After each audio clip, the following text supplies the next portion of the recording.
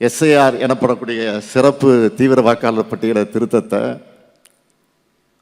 தமிழ்நாட்டில் அடுத்த வாரத்திலிருந்து நடைமுறைப்படுத்த போகிறதா இந்திய தேர்தல் ஆணையம் அறிவிச்சிருக்கு. இதை காட்டி மிரட்டுறாங்க.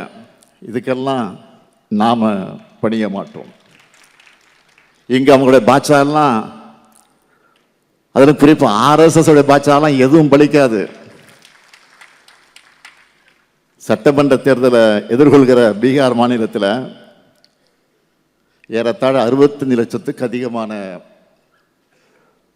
மக்களுடைய வாக்குரிமையை இதே சிறப்பு தீவிர வாக்காளர் பட்டியல் திருத்தத்தின் மூலம் தேர்தல் ஆணையம் பறிச்சிருக்கு. இதை தொடக்கத்திலே நாம கண்டிச்சோம். தமிழ்நாட்டிலையும் அதே குறுக்கு வழியை பயன்படுத்த ஒன்றிய பாஜக அரசு தனது கைப்பவையா தேர்தல் ஆணையத்தை பயன்படுத்த முயற்சி செய்துன்னு அப்பவே சொன்னேன். உழைக்கும் மக்கள், பட்டியலினத்தவர், சிறுபான்மையினர், பெண்கள் உள்ளிட்டவர்களுடைய பெயர்களை எல்லாம் எஸ்ஐஆர் மூலமா வாக்காளர் பட்டியலிருந்து நீக்கிட்டா பாஜகவும் அதன் கூட்டணியான அதிமுகவும் வெற்றி பெற்றலான்னு கணக்கு போடுறாங்க.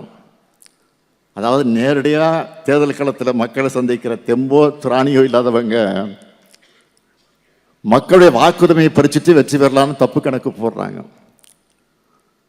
எஸ்ஐஆர் முறையை கைவிடணும் என்பதையும், வாக்காளர் பட்டியலை சீர்படுத்தணும்னா அதற்குரிய வழிமுறைகளை பின்பற்றி கால அவகாசத்தை வழங்கணும் என்பதையும்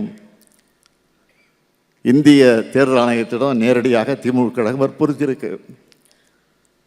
அதையும் மீறி முன்னெடுக்கப்படுகிற ஜனநாயக விரோத செயல்பாடுகளை சட்ட ரீதியாக எதிர்கொள்வது மட்டுமல்ல,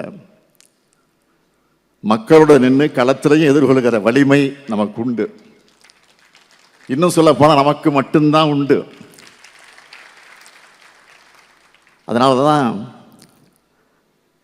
நேற்று எஸ்ஐஆர் பற்றி தேர்தல் ஆணையம் அறிவித்த 1 மணி நேரத்தில் அறிவாலயத்தில் நம்முடைய தோழமை இயக்க தலைவர்கள் எல்லாம் அழைச்சி கலந்து ஆலோசித்து வருகிற நவம்பர் 2ஆம் தேதி தமிழ்நாட்டில் உள்ள அனைத்து கட்சி கூட்டத்தை நடத்த போகிறோம்.